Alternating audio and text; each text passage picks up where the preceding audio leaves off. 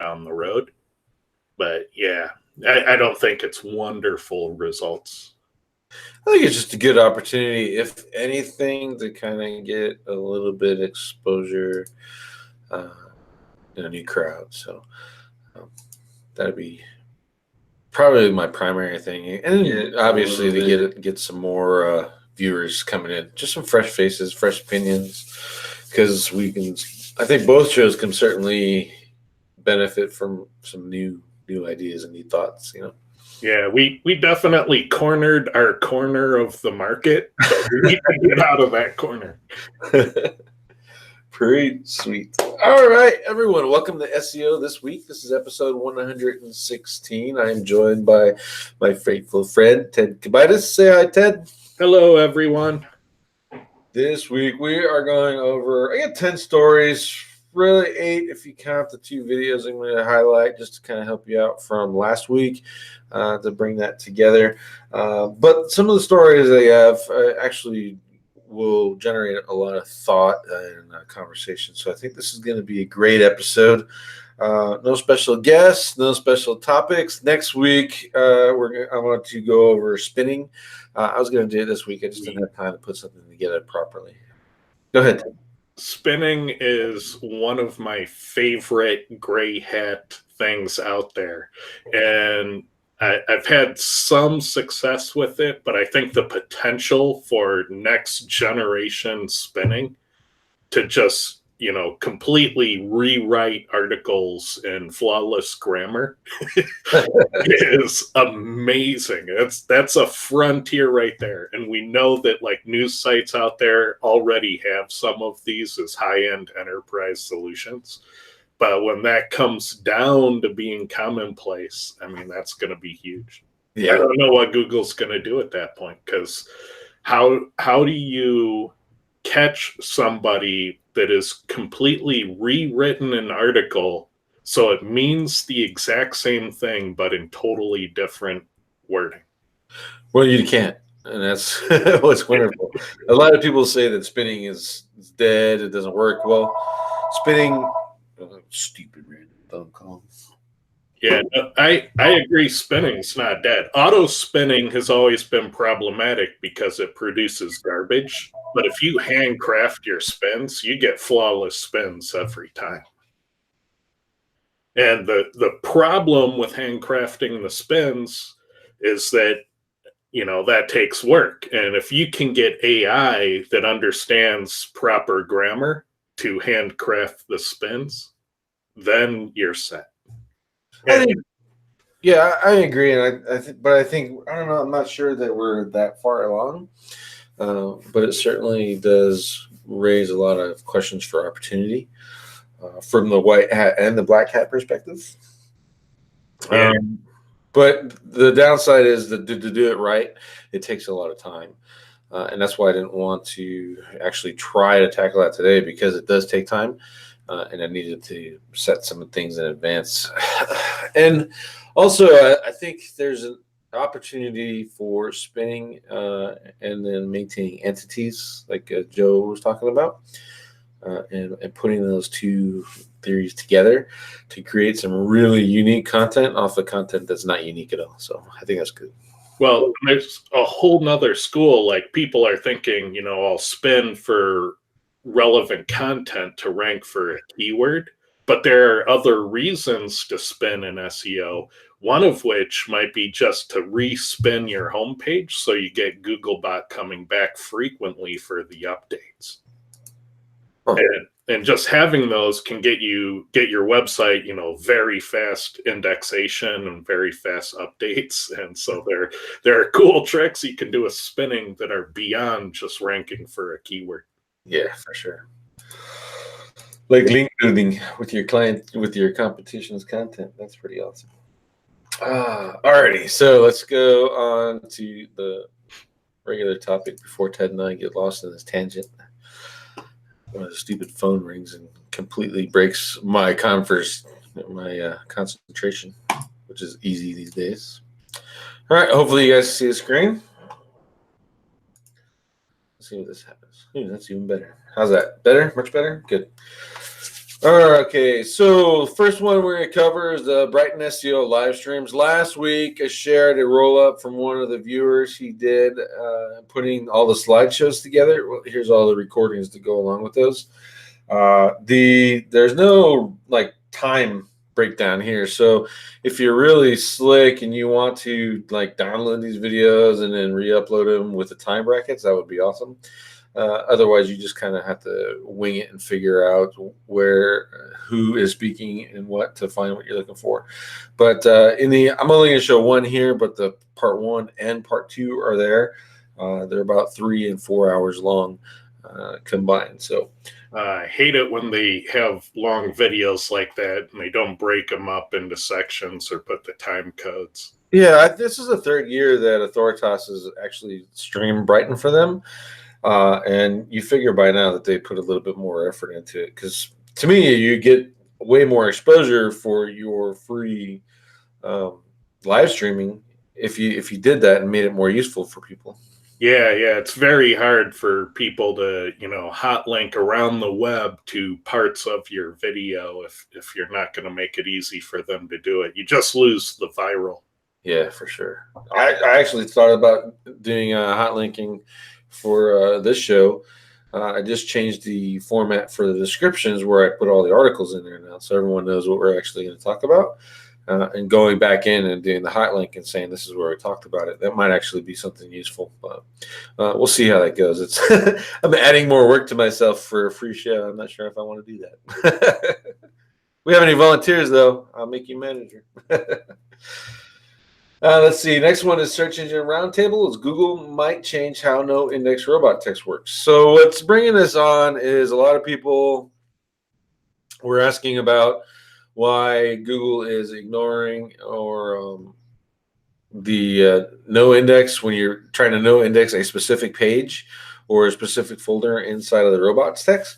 And Google is saying you weren't ever supposed to be using that for that purpose at all anyway. It was like NoIndex the whole site or leave it out of there.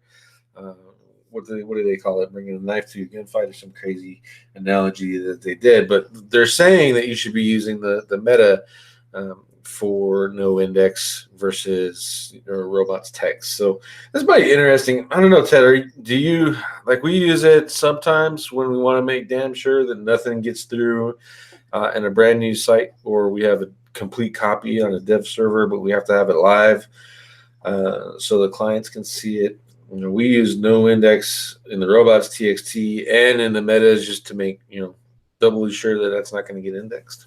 Well, you need to be really careful because of the indexing issues. So, it's only a few months ago when John Mueller was telling people that if you NoIndex follow your pages, that Google will eventually treat those like a NoIndex nofollow. And then it was just recently that Gary started saying, that doesn't happen. We don't ever convert them over. So even within Google, they can't seem to get the details right. So I'm skeptical just right off the bat. And so, I would want to make sure that all of my pages are getting visited by Googlebot. And I would want to make sure that they're all appearing in the index. And I don't necessarily want to trust Google to find that out. So there's an opportunity for a whole new SEO business to just figure out, what is Google doing, Googlebot versus appearing in the search results. Yeah, for sure. And that would be a killer product. So I might have to build that if somebody doesn't beat me to it. Well, I already got my list for this year, so hopefully someone else is smart enough to figure it out. All right, let's see. Next one is the Google Webmaster Hangouts. This is actually a good one. There's some things in here that kind of bring a lot of conversation, or have brought a lot of conversation in the SEO space. And number one is this one. Removing website navigation will not help with rankings, but it might hurt your website. And that was a statement in regards to a question where a guy was claiming his competition was removing all the nav menus out of the head or the menu area, and as such, he was ranking higher. it's to me it seemed like a reach to say that one was the cause of the other, but I think there's some teeth there when you talk about way back when Rand was mentioning that the first URL on the page is the one you're going to get credit, and the second one wouldn't. And so if you, by that theory, if you're linking to a page from your menu and in the content wouldn't count, but the page in the menu would. The link in the menu would. Well, what I used to see, and I haven't tested this recently, but what I used to see in online retail was that I would create a little sitemap widget in the footer, and I would load that up with like 3,000 products. So site-wide, I was cross-linking to 3,000 different products from every page. And that had a little bit of a boost. When I reduced that down to 10 products being linked across from the site-wide footer, those 10 products got a significantly stronger boost. And so I think they're kind of hinting at this, that if you're crafting, how you're spending your page rank on each page, that can have an impact. And I would tend to lean towards, that sounds plausible. The only way I can really see that hurting a website is if you're like, you have multiple pages and you're offering multiple services, or in your case, multiple products, and you take that out of the navigation, you make it harder for someone to find it on an internal search. But keep in mind, in a typical online store, you have your category navigation. So all your categories are cross-linked on every page, but your products aren't. So I use that little sitemap menu component in the footer to help get some love to actual product pages that I wanted to boost. I'm talking about that in SEO spring training, where you mentioned, focusing on your category pages primarily for link building, and then you also do an X number for your product pages. You actually gave the number out and how much you do, and it's increasing. It's like site wide; it works a lot better. You can promote more content. Yeah. That. I would see a magical effect once. Now, keep in mind, the stores I worked with had 25,000 SKUs. So I would see a magical effect when the product pages had 25 backlinks. Right. And site-wide, that's a lot of backlinks. But for any one page, we're not talking about hundreds. We're not talking about thousands. We're talking about 25. Yeah, it's nothing that is not doable, especially if you got a software and you can repeat that process over and over again. Yep. So I think it kind of has legs where leaving the categories might not apply to what this guy was talking about, because really, Google favors category pages anyway. Yep, we got that. That's why we focus so much optimization on them. But if you're link building to the products and the categories and you're boosting that whole section up, but your primary focus is the products, that's your converting page, this is what really matters to you, I think it would make sense to have those in the categories and do like you're doing, where you're putting it in the footer nav, which might not necessarily be the first link that Google gets to, especially if you have a supporting blog and you're doing a review of products and you link to your one, this is the one I want to sell. That's the first one it finds, not your footer nav, but everywhere else it's the footer nav. And not only was it in the footer, not only is it this weird, sitemap menu widget, not only was it 100% exact match anchor tags, but yeah, I did all that stuff, and I did it for 17 years, and it worked great. Worked great, yeah. Yeah, I didn't need to be the top one. I didn't want to mess with the primary nav because that would confuse customers. So don't mess with your primary nav. Keep that simple and to the point. Yeah, mine, like OTT, that one's pretty well built out. It's rather large menu, where versus digital ear is not. We see benefits from kind of doing it both ways. You're just thinking about, what you're trying to do. It's an interesting conversation. I guess one that Kyle and I had, and I can't remember if it was in SIA or in the Core Pop group, was how the hell do you test that? Like in any reasonable way? Well, the only way I could think was to actually do it in a store. Take a product that isn't ranking well, that isn't getting good sales, and see if a site-wide footer link can generate any additional organic traffic. And when you run that test, what you'll typically see in Google Analytics is your organic traffic for that one page you boost shoots up. Uh-huh. Well, I was testing the theory that removing the nav from your menu would increase your rankings. Oh, well, I wouldn't do that, but I certainly saw when I played around with the number of links in the footer sitemap menu that going from 3,000 products to 10 products really boosted those 10 products. Okay. All right, let's see. The next one here was the not all external links are displayed, and John Mueller said that they show a representative sample of your links in Google Search Console, which is contrary to something that he released, I think it was a week or two ago, where he said these are only the links that Google cares about. So is it only the links that Google cares about, or is it a representative sample?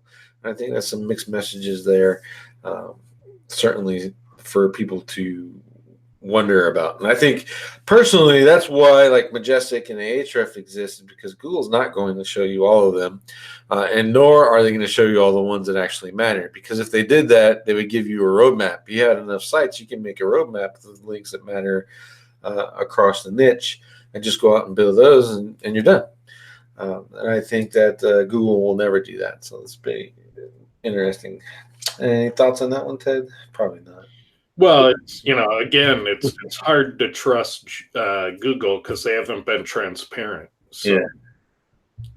Yeah. SIA tested this one. Google doesn't use domain authority as a ranking factor, and the SIA tests agree with that. So there's a lot more to that test, obviously. So if you guys want to check out SIA, Search Intelligence Agency, yeah. One problem I have with that finding, and that's the recent cases of people using Amazon hosting to get a boost.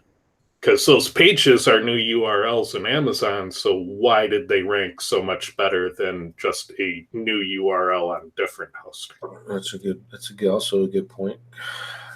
So I'd say domain authority versus brand authority apply to a domain. Yeah, so I'd say more research is needed. Yeah, that's an interesting point. And let's see, a bunch of other crap in here that John spiels off, and you can see some of the old ones that we missed. Thanks to Christina over at Marketing Chirp for putting these together, because God knows I don't have the patience to sit there and watch all of those.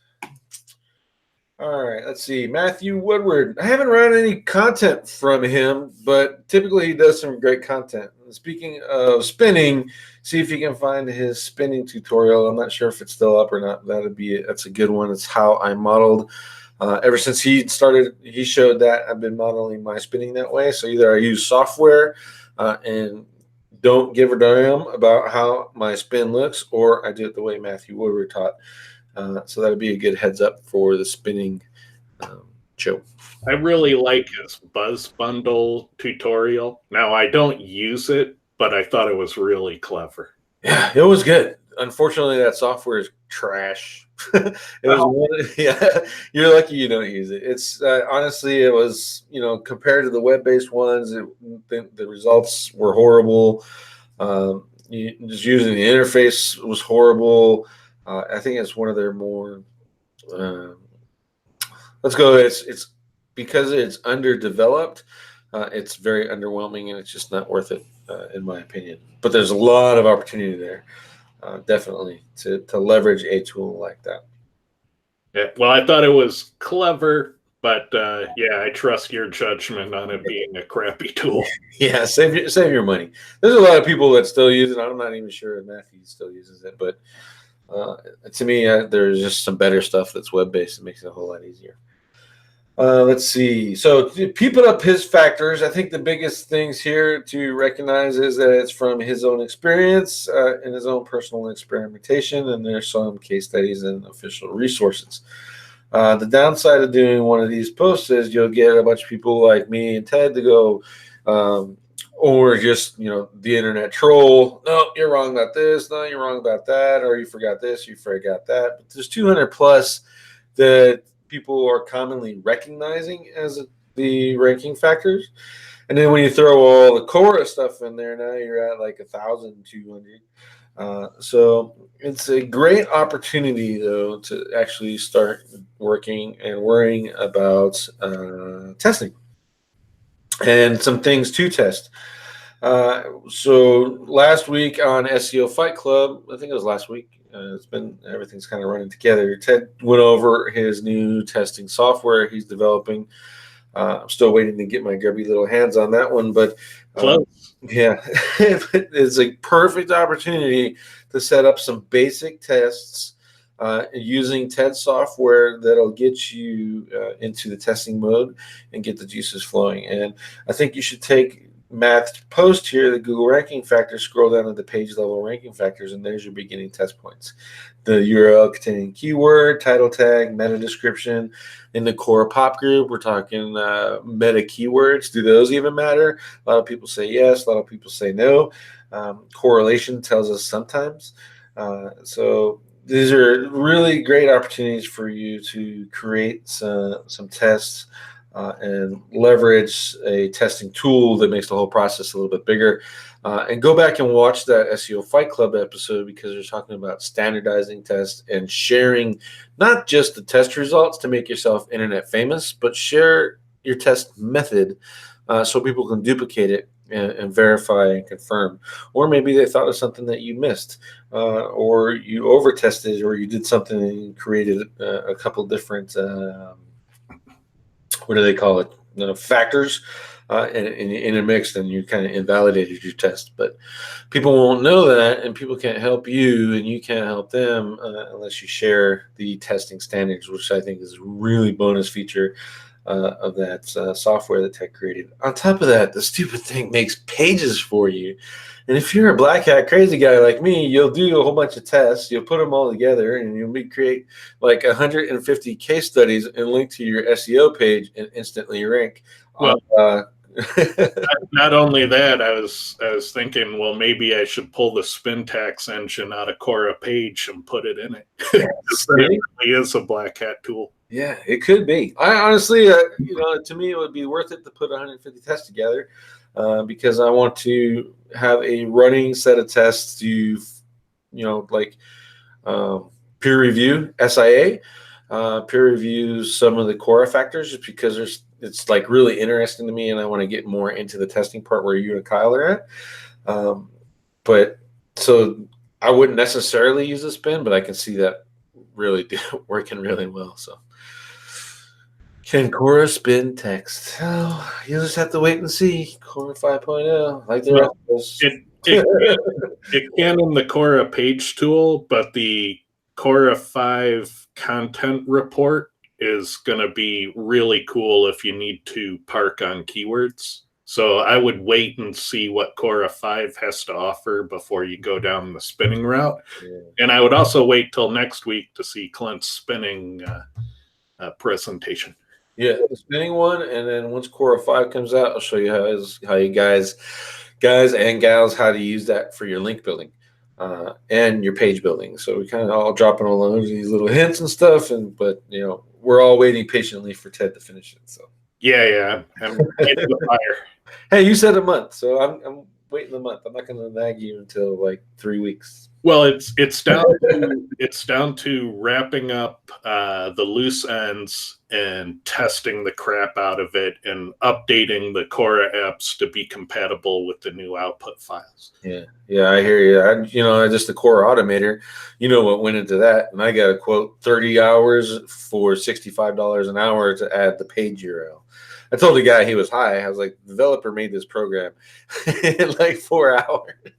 4 hours. All I'm adding is this one section, but I get where you're coming from and some of the frustrations of software development and finding the right people and et cetera. Luckily for you, you know Java and you just bang it out. But yeah. But it as far as the deployment goes, if everything went perfectly, it could be 2 weeks. yeah. And if things don't go perfectly, worst case scenario, it could be 2 months. And the truth is probably somewhere in the middle. Yeah.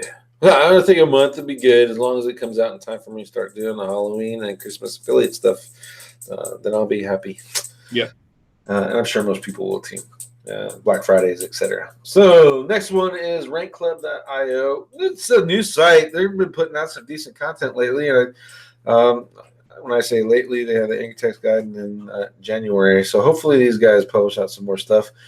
But it's actually pretty good. It's a guide for PBNs, and they're a seller, and they want to talk about anchor text placement. And this is really timely post for me because at SEO Spring Training, I'm going to talk about how I analyze anchor text and use that for link building as well. So this breaks out some different types of anchor text. Look at it.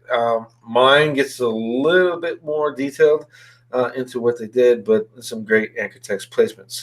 Some things to remember. If Cora taught me anything, is that every keyword or every niche, and then every keyword in that niche has a different percentage or a different number of factors for ranking, and the same applies to anchor text.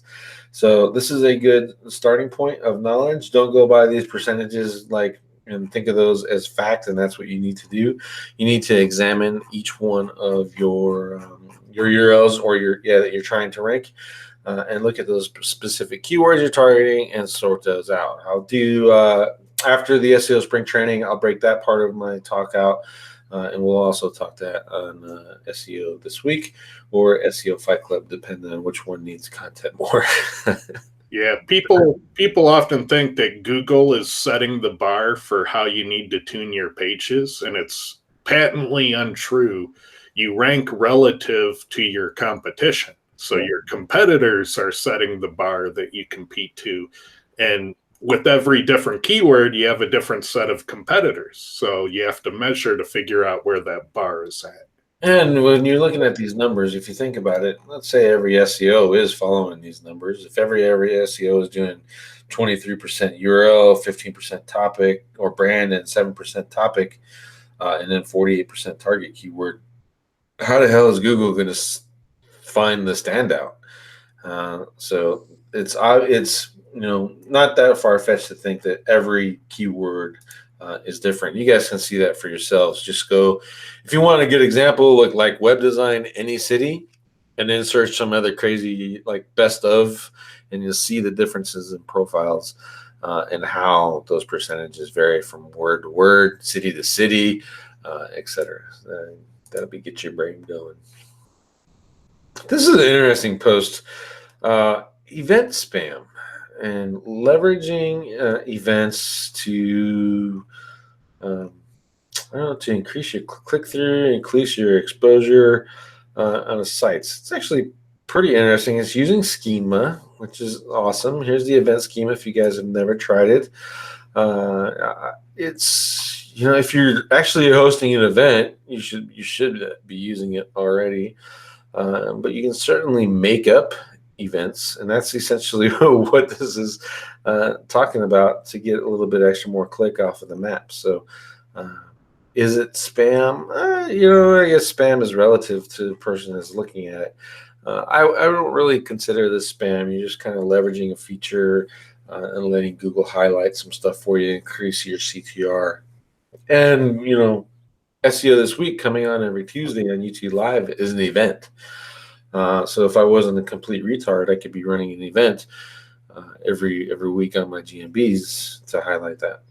Yeah, and the thing that you can do with this, like if you're a legitimate local business and you're trying to get local citations, is one day a year you pick a cause to fundraise for, you rent a bouncy house and a popcorn machine, and you let all the local radio stations and the TV stations and all the online event calendars for your area and Craigslist and all these places know. you get on all those event calendars, and then all of a sudden you have all these local event links to your local business. And so you can really leverage it, in those types of regards, even if you're not an event-based business. That's a good idea. Local link building. I'd make it quarterly.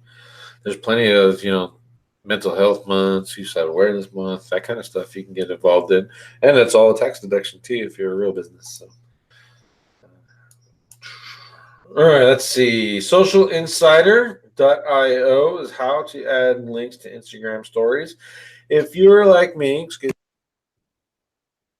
and you're trying to leverage Instagram, especially for something that's not really Instagram based, like a SEO blog, for example, then you have a hard time in getting the necessary numbers so you can have links in your stories formats. Well, this guy came up with a way to get around it.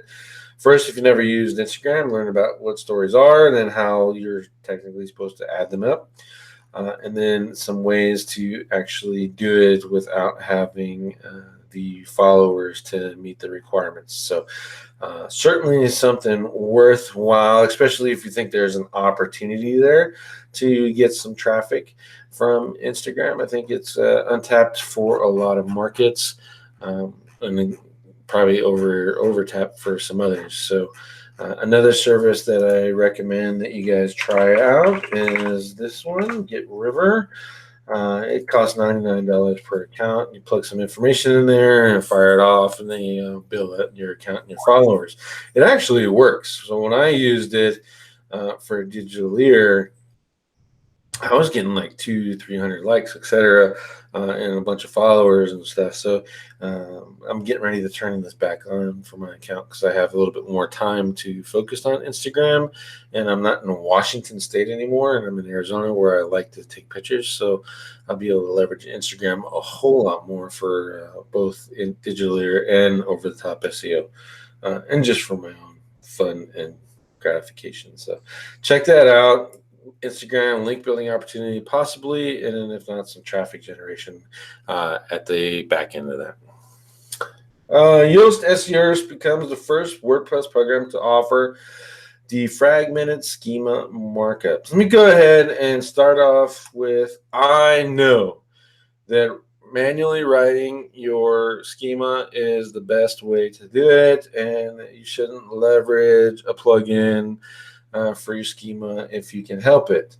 However, when you're dealing with sites like we do, 25,000 products plus, 25,000 pages plus, 1 million pages plus, there is no way in hell you are going to write out your schema for every one of those products or pages without some kind of automation. So why not find one that does a good job?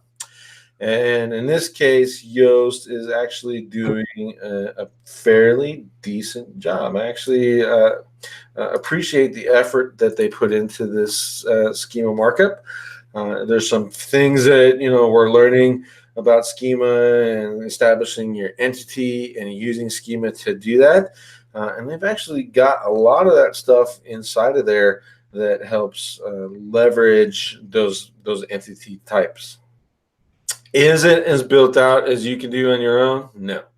But it's pretty damn close. And I appreciate the extra effort that they went into that finally clean up the free and the paid versions of Yoast. When compared to SEO Press, I liked Yoast better, and I was using both. I have SEO Press Pro, and I have Yoast Pro, and Yoast Pro is now implementing schema better than SEO Press Pro.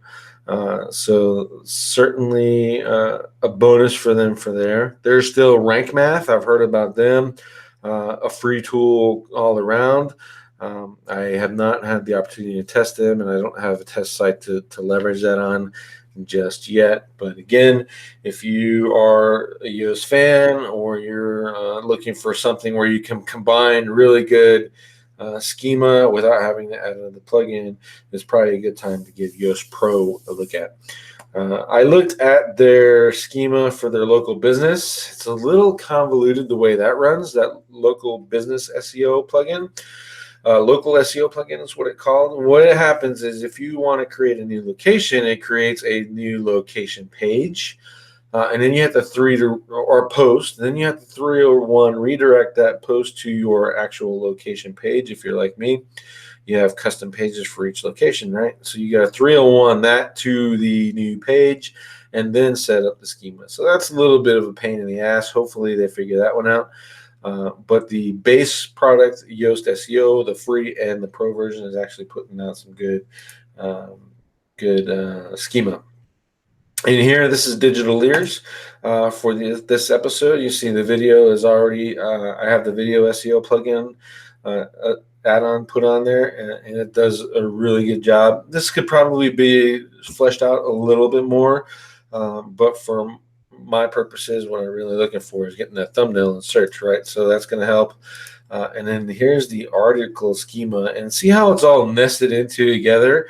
So it's all relational. So instead of hacking it together like we were doing before, is template on top of template on top of template, no nested schema.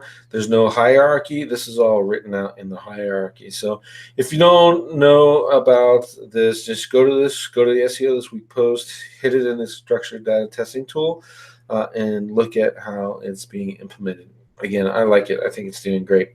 There is an add-on that you could possibly get if you want to, and one of the Dorians talked about it, is WordLift. I used WordLift. I don't like WordLift, but it certainly integrates with this. The downside of WordLift is the second you turn off your money, they're going to shut off your vocabulary, and then all that schema and all the vocabulary pages on your websites gets ripped.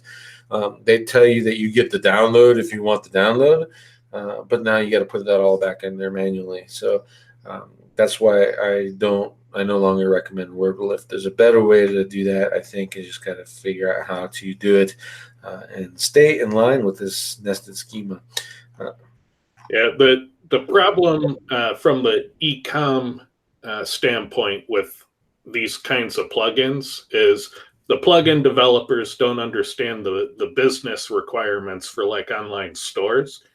And so like an online store wants to have the product schema on every page, but Yoast doesn't understand that product schema needs to be in strict agreement with the Google merchant feeds.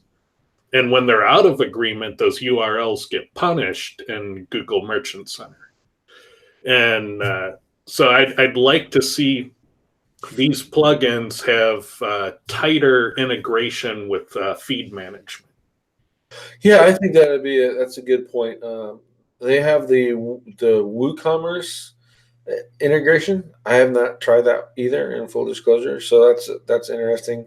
I know that when we're doing products, we actually just go to the devs and kind of give them, this is the minimum that we want, because we can't, like, in most cases you can't, there's some elements to our product template that require third-party research to get and insert into there. So this is the minimum we want, and programmatically they do it, and that kind of takes care of the schema for us. Again, though, if you can spend more time to do it manually, then go for it. But we don't have the resources, nor the time, nor the inclination whatsoever to do 25,000 products of schema by hand. There's no damn way. All right, so check it out. Again, I know a lot of people are Yoast haters, and they love to hate Yoast for whatever reason, but they actually did a good job.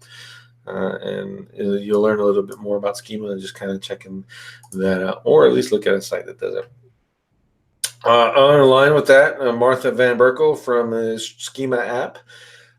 She did a talk for lawyers. So if you're in the legal marketing niche, I know a lot of listeners are, then that's probably good for you to check out.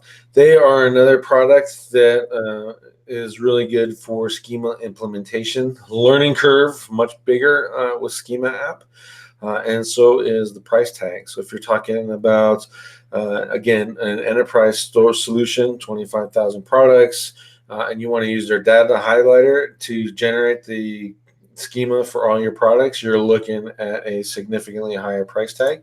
TB Scared Fair. Let me see if it's on their site. Here we go. Yeah, this one here, Schema at Scale. They don't put the price on there because it's like if you have to ask the price, you can't afford it, and it is true. I think when we had it quoted for just one of our sites, it was like $1,000 for Schema. And then this is another one. Once you shut off the integration, your schema's gone. So it definitely has to be worthwhile to implement a program like this. But the content that she gives is actually pretty good, so I think you'll enjoy it. And then last article is from QuickSprout, Neil Patel, and the writer is actually Lars Lofgren. And so you can't bash on it being on Neil Patel's blog, but it's talking about how to leverage forums. Again, could have been a good lesson here and why you need images, because nothing really makes sense until you actually start digging into the content. But you need some stuff to break it up. But that being said, forums are still a great opportunity for link building and traffic generation, irregardless of the Google will spew PR machine saying that forums are ignored generally. We have applications using XRumor that prove that to be false. So you can still go into active live forums, spread your brand around, and build some traffic. And this is one interesting way in how to do it. More manual than not. So if you're not interested in manual forums and kind of getting out there and engaging on the forums, maybe you can skip this one.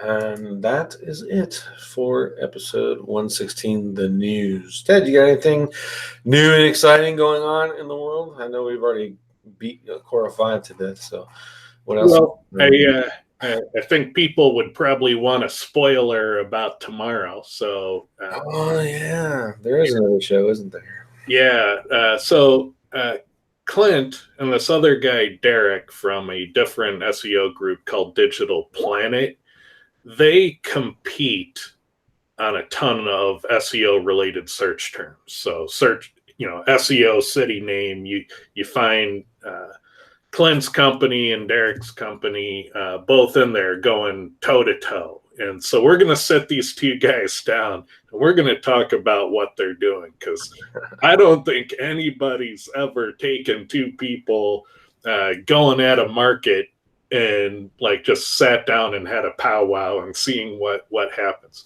So it's not gonna be a big fight and screaming fest, and if you're hoping for that, that's not what it is. We actually want to learn something. And so that's what we're going to do. We're going to take these two competitors down, because we're all familiar with the us versus Google competition. But I think what we often never do is talk about the SEO versus SEO competition, and it'll be an interesting discussion. Yeah. I'm looking forward to it. Derek's a really smart dude, and maybe we can kind of help each other out in areas that we're not competing. So I'm looking forward to the conversation, and I think it's going to be a good time for all. Yeah. We were joking before this show started that, what about those locations where both you and Derek are being beaten by a third party? Maybe you guys could team up. Yeah, I think it just means we're not trying hard enough. Yeah, probably that too. All right, so let's go and get into questions. We don't have very many, so if you guys have questions, it'd be a good time to start now. Specifically, really want to answer some questions on Schema.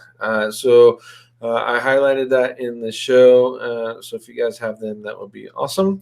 And with that, we'll start with Intersol's question. Are there benefits when hosting a website on a dedicated IP? I'll start off by saying there could be. It just really depends on where you're buying your hosting from. Because if let's say you're on a shared hosting platform like HostGator, then there's a ton of junk that's on that website or on that IP.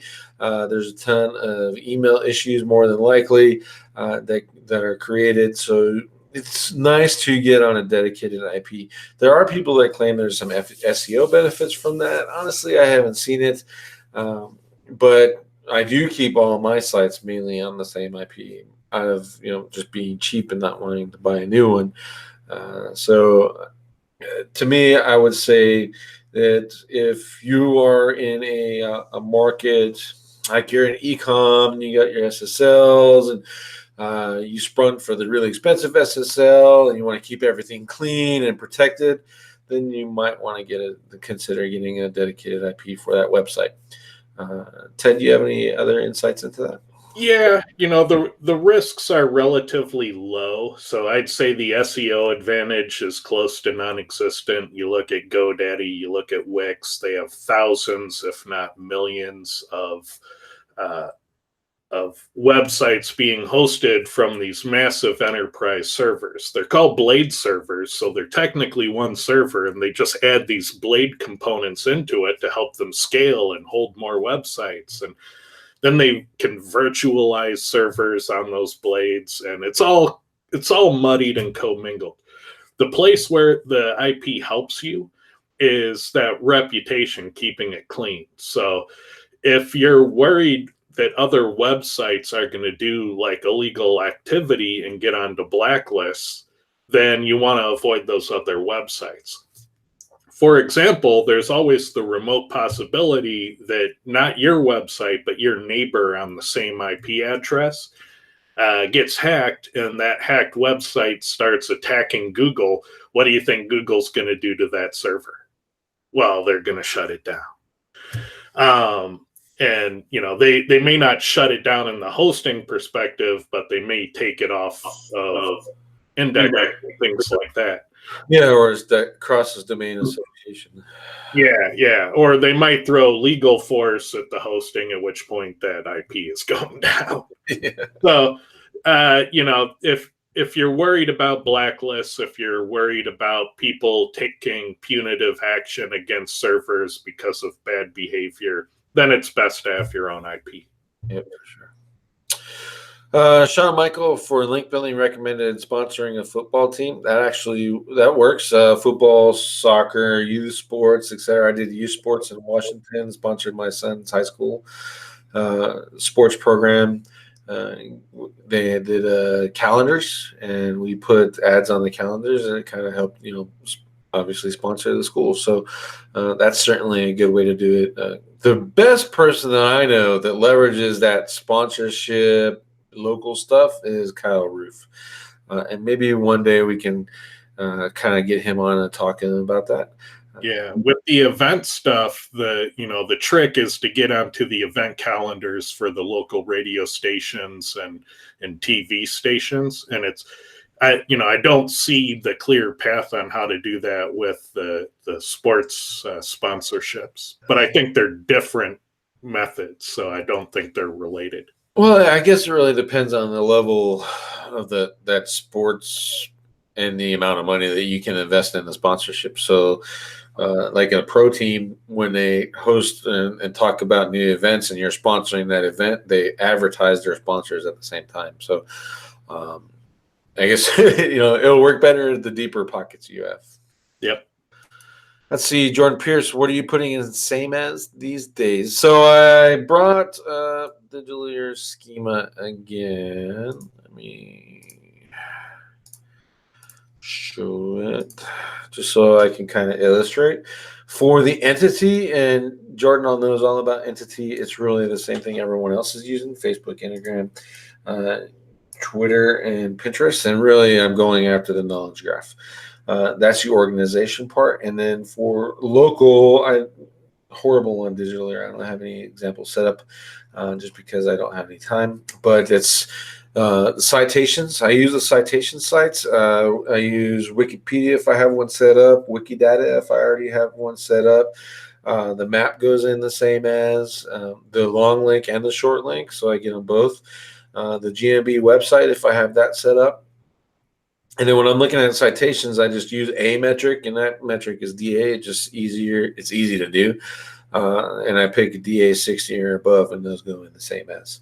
You know what we need to do, because I don't think it's been tested, is finding out if same as counts as a link in the link graph. Does it pass link juice, and does it get crawled for indexing? That'd be interesting to know. That would be helpful. Imagine if you could just blow up anything you want to index, you put it on your homepage as the same as. Yeah. That would be pretty cool. Yeah. I No, think there is a balance, though. At what point is Google going to go, hey, that's just too much? You know what I mean? If they're all related to you and you have 30,000 in there, then I guess it really can't hold that against you because they're all you. But then again, yeah, I don't recommend doing this, but if you're looking for a new way to poke the bear, yeah, that'd be pretty interesting. You can leverage that on your links, especially if you do cloud links like I do. So that'd be pretty good. Let's see, Dorian. On my website, I have a lot of vocabulary entities. What's the best way to integrate those?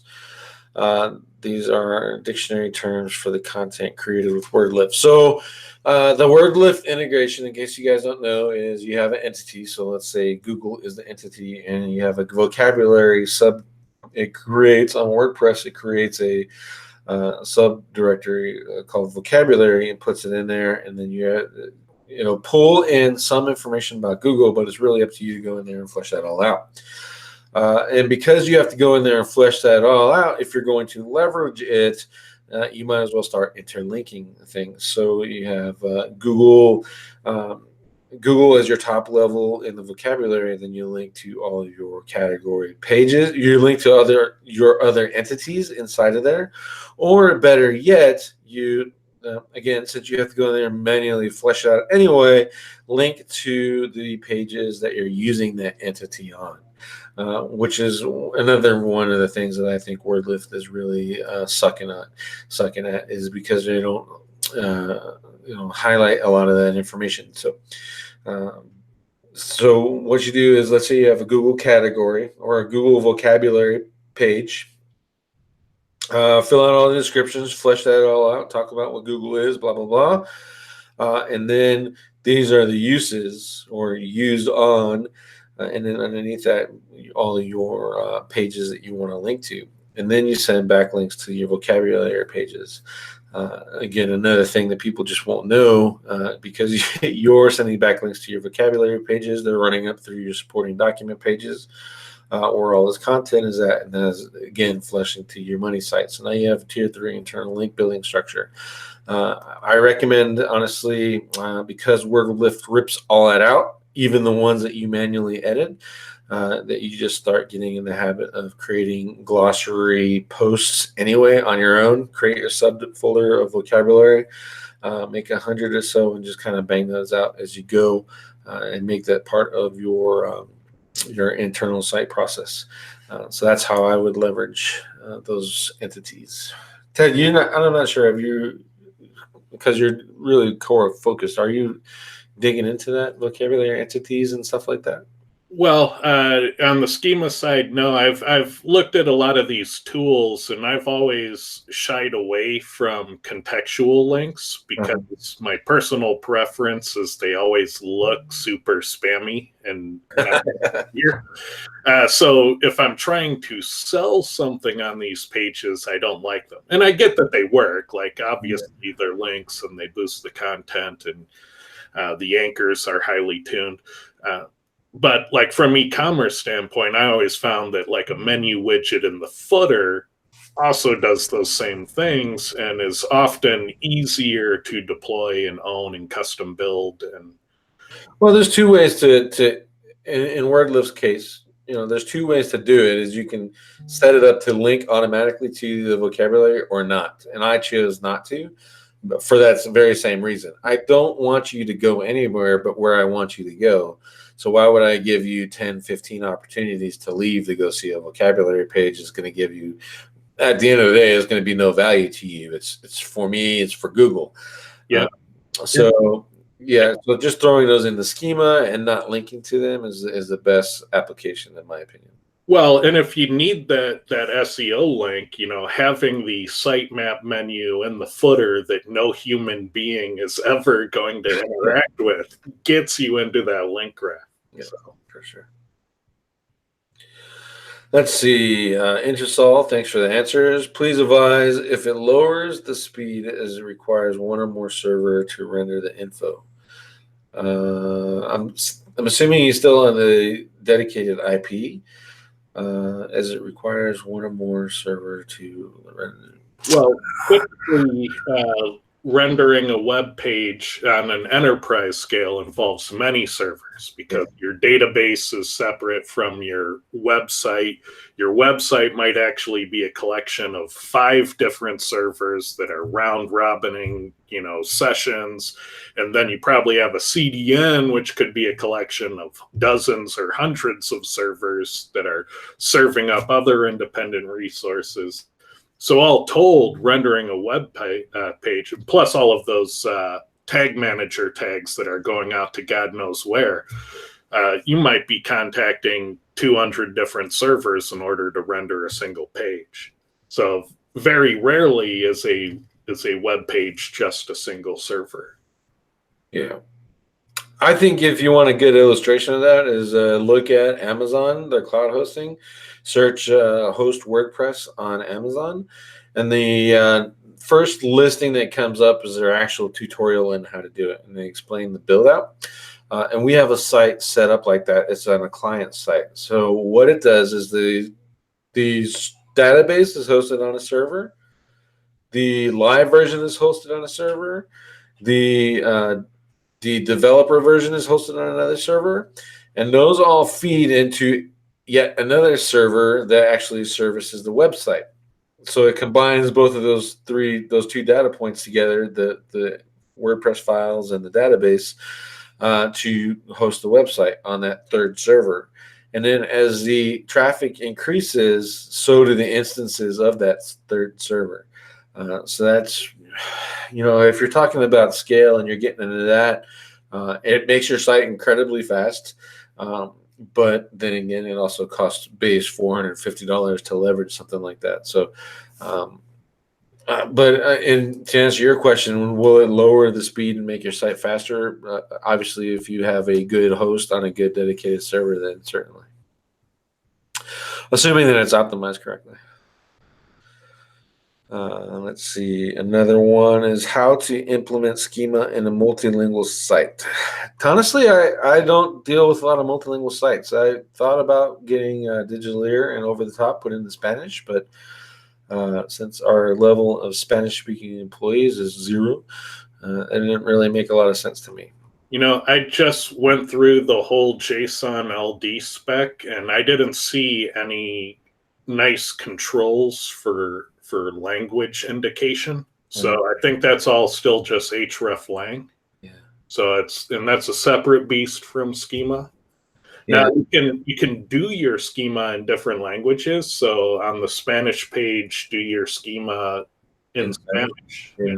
But hreflang to all your different language versions. Yep. Let's see. And Caleb, is there a way to leverage the same power of Rail Publisher with schema? So I'm assuming you're talking about this right here. There is a publisher type inside of schema nested in, and it's essentially almost the same thing as your organization schemas, which is why I like the Yoast implementation of it. Check that out, publisher, if you want to just do it that way. It's basically all it does is tie in your organization to, think of it like your Google Plus brand page. When you set that Rail publisher, you're essentially doing the same thing when you're just doing it with schema. And if you have Google Apps, the $5 a month program, there's a new Google Connect. I'm not sure how that's going to tie in yet, but my guess is that the publisher and doing same as with that Google Connect account is going to do a lot of wonders for people. So we'll be checking that out. I'm not sure how to test that in a single environment, but we're going to be implementing that anyway on a lot of our money sites, just because, it's $5 for increased storage and a couple extra features from Google, and you're establishing your entity. Yeah, and if you want an easy trick to getting stars in your Google search result, since everybody in the world is a critic, look at author rank instead of aggregate rating. Yeah, I've done a little bit about authoring, but I haven't really got all that deep into it. All right, let's see. Last one from Carol Bell. Should I add video schema to every page that has a video? I say yes, because you get to video schema. Essentially, all you're really doing on top of indexing and helping you index your videos is giving yourself the opportunity to get the video thumbnail inside the search results where they show it. And again, it's easier. Like if you have an established site, just get the Yoast SEO plugin or something similar to create that for you. Otherwise, you saw on the Digitaleer, the schema is not really all that complicated. It's only what 1, 2, 3, 4, 5, 6 lines to add on each one of your pages. Make yourself a small little template if you don't want to get a plugin, and just bang away at it. And not only that, be like the news websites, be like CNN, be like MSNBC, where they have one video that's loosely about a topic, say the most recent hurricane, but they'll have 10 individual news articles about that hurricane, and they'll use that same video on all 10 of those posts. So maximize your video assets if you have a lot more articles than videos, and make sure you put them on all the relevant articles. Yeah, that's almost I want to say loosely a tag page, same kind of format, but yeah, the video and then a bunch of articles on the same topic. So also another good internal linking page too. So you build those out and send all your links to those. That rolls through and pushes power onto your newer stories without having to make more backlinks. So definitely something to try out. And again, Carol's another one of those sadists that, like me, that wants to do the schema manually. And Carol, I challenge you to find a site with 25,000 products and try it out.